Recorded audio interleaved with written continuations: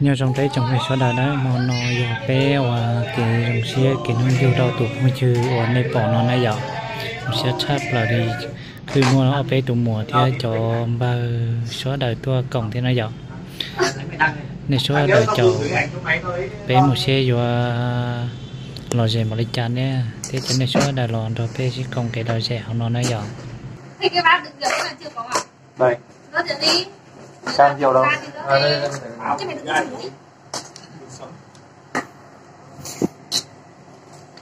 hai quên mất là hai quả sau đấy đá đi. Vâng. Vâng.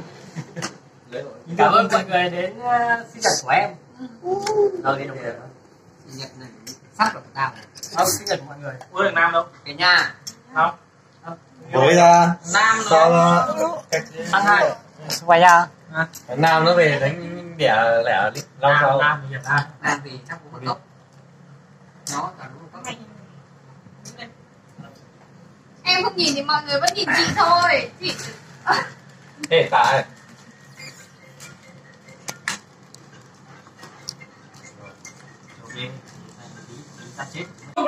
Phải là chúc người yêu sinh nhật vui vẻ chứ. Chúc người yêu sinh nhật vui vẻ. Ok.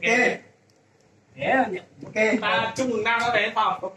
Uống nha. Chúc mừng Nam nó được Nam chúc mừng. Nhưng mà cũng Là đây. Bắc Giang, Bắc Linh, Hải Dương, Hưng Yên. Ồ. Nhau. Quảng Ninh đâu rồi? Mình biết rồi. Nào, cho đi nhờ cái nào. Bây giờ nhá, sau khi mà thổi lên xong là phải uống 20 chén mừng 20 tuổi nhá. Tao số sẵn này. Mẹ thôi, em đừng giả vờ đi.